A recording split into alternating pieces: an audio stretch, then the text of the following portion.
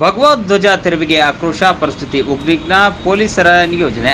ಬೆಳಗಾವಿ ಜಿಲ್ಲೆ ಕಿತ್ತೂರು ತಾಲೂಕಿನ ಎಂಕೆ ಹುಬ್ಬಳ್ಳಿ ಗ್ರಾಮದಲ್ಲಿ ಪೊಲೀಸರು ಭಗವದ್ ಧ್ವಜ ತೆರವು ಮಾಡಿರುವುದಕ್ಕೆ ಗ್ರಾಮಸ್ಥರು ಆಕ್ರೋಶವನ್ನು ಹೊರಹಾಕಿದ್ದು, ತೆರವು ಮಾಡಿರುವ ಭಗವದ್ ಧ್ವಜವನ್ನು ಮರುಸ್ಥಾಪನೆಗೆ ಪಟ್ಟು ಹಿಡಿದಿದ್ದಾರೆ. ಸದ್ಯ ಗ್ರಾಮದಲ್ಲಿ ಪರಿಸ್ಥಿತಿ ಉದ್ವಿಗ್ನವಾಗಿದ್ದು, ನೂರಾರು ಪೊಲೀಸರನ್ನು ನಿಯೋಜಿಸಲಾಗಿದೆ. ಎಂಕೆ ಹುಬ್ಬಳ್ಳಿ ಗ್ರಾಮದಲ್ಲಿ ಪೊಲೀಸರು ಭಗವದ್ ಧ್ವಜ ತೆರವು ಮಾಡಿರುವುದಕ್ಕೆ ಗ್ರಾಮಸ್ಥರು ಆಕ್ರೋಶ ಹೊರಹಾಕಿದ್ದು, ತೆರವು ಮಾಡಿರುವ ಭಗವದ್ ಧ್ವಜವನ್ನು ಮರುಸ್ಥಾಪನೆಗೆ ಪಟ್ಟು ಹಿಡಿದಿದ್ದಾರೆ. ಸದ್ಯ ಗ್ರಾಮದಲ್ಲಿ ಉದ್ವಿಗ್ನ ಪರಿಸ್ಥಿತಿ ಉಂಟಾಗಿದ್ದು, ನೂರಾರು ಪೊಲೀಸರ ನಿಯೋಜನೆ ಮಾಡಲಾಗಿದೆ.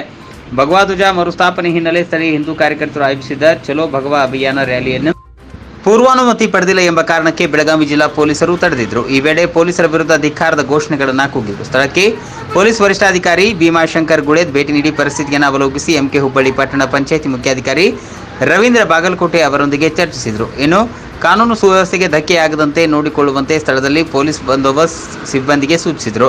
ಸಾರ್ವಜನಿಕರು ಶಾಂತಿ ಸುವ್ಯವಸ್ಥೆ ಸಹಕರಿಸಬೇಕೆಂದು ಮನವಿ ಮಾಡಿದರು. ಕಳೆದ ವಾರ ಗಾಂಧಿನಗರದ ಮಸೀದಿಯೊಂದರ ವಿದ್ಯುತ್ ತಂತಿ ತುಂಡಾಗಿ ಟಿಪ್ಪು ಸುಲ್ತಾನ್ ಭಾವಚಿತ್ರವಿದ್ದ ಧ್ವಜ ಉರುಳಿ ಬಿದ್ದಿತ್ತು. ತಡರಾತ್ರಿ ನಡೆದ ಘಟನೆಯಿಂದ ಮರುದಿನ ಕೆಲಕಾಲ ಪಟ್ಟಣದಲ್ಲಿ ಬಿಗುವಿನ ವಾತಾವರಣ ನಿರ್ಮಾಣವಾಗಿತ್ತು. ಇದೊಂದು ಕಿಡಿಗೇಡಿತನದ ಕೃತ್ಯವಾಗಿರಬಹುದೆಂದು ಶಂಕಿಸಿದ ಪೊಲೀಸರು ಯಾವುದೇ ಕಾನೂನು ಕ್ರಮ ಸುವ್ಯವಸ್ಥೆಗೆ ತೊಂದರೆಯಾಗದಂತೆ ಹಿಂದೂ ಹಾಗೂ ಮುಸ್ಲಿಂ ಮುಖಂಡರನ್ನು ಕರೆಸಿ ಸಮಾಧಾನ ಪಡಿಸಿದರು. ಭಗವದ್ ಧ್ವಜಾರೋಹಣಕ್ಕೆ ಪೊಲೀಸರು ಅಡ್ಡಿಪಡಿಸಿದ್ದರಿಂದ ಅಸಮಾಧಾನಗೊಂಡ ಹಿಂದೂ ಕಾರ್ಯಕರ್ತರು ಧ್ವಜಾರೋಹಣಕ್ಕೆ ಅವಕಾಶ ನೀಡುವಂತೆ ಸ್ಥಳೀಯ ಪಟ್ಟಣ ಪಂಚಾಯಿತಿಯ ಮುಖ್ಯಾಧಿಕಾರಿಗೆ ಮನವಿ ಪತ್ರ ಸಲ್ಲಿಸಿದರು. ಪೊಲೀಸ್ ವರಿಷ್ಠಾಧಿಕಾರಿ ಭೀಮಾಶಂಕರ್ ಗುಳೇದ್ ಮಾತನಾಡಿ, ಭಗವದ್ ಧ್ವಜ ಮರುಸ್ಥಾಪಿಸುವಂತೆ ಗ್ರಾಮಸ್ಥರು ಮನವಿ ಮಾಡಿದ್ದಾರೆ. ಅವರ ಭಾವನೆಯನ್ನು ಗೌರವಿಸುತ್ತೇವೆ. ಸ್ಥಳೀಯ ಪಟ್ಟಣ ಪಂಚಾಯಿತಿ ಹಾಗೂ ಸರ್ಕಾರ ಕೈಗೊಂಡ ಆದೇಶವನ್ನು ಪಾಲಿಸುತ್ತೇವೆ. ಸಾಮಾಜಿಕ ಜಾಲತಾಣಗಳ ಮೂಲಕ ಪ್ರಚೋದನಕಾರಿ ಸಂದೇಶ ಹರಡುವವರ ವಿರುದ್ಧ ಸೂಕ್ತ ಕಾನೂನು ಕ್ರಮ ಕೈಗೊಳ್ಳಲಾಗುವುದು ಎಂದು ಎಚ್ಚರಿಕೆ ನೀಡಿದರು. ಯಾವುದೇ ಕಮ್ಯುನಿಟಿ ಅಲೋ ಮಾಡಬಾರ್ದು ಅನ್ನೋದು ಸುಪ್ರೀಂ ಕೋರ್ಟ್ ಗೈಡ್ಲೈನ್ಸ್ ಕೂಡ ಇದೆ. ಸೊ ಆ ಪ್ರಕಾರವಾಗಿ ನಾವು ಕ್ರಮ ತಗೊಳ್ತಾ ಇದ್ದೀವಿ.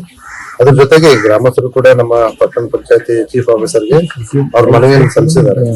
ಅವ್ರೇನಾದ್ರೂ ಅನುಮತಿ ಕೊಟ್ಟರೆ ನಾವು ಸರ್ಕಾರದ ಅನುಮತಿ ಅಂತ ಅನ್ಕೊಂಡು ಅದನ್ನ ಏನಿದೆ ಅದನ್ನ ಮಾಡಲಿಕ್ಕೆ ಅನುಮತಿ ನೀಡಬೇಕಂತ ಪತ್ರ ಕೊಟ್ಟಿದ್ದಾರೆ. ಅದನ್ನ ಕಾನೂನು ಪ್ರಕಾರ ಪರಿಶೀಲನೆ ಮಾಡಿ ಅದನ್ನ ಉತ್ತರವನ್ನ ಕೊಡ್ತೇವೆ.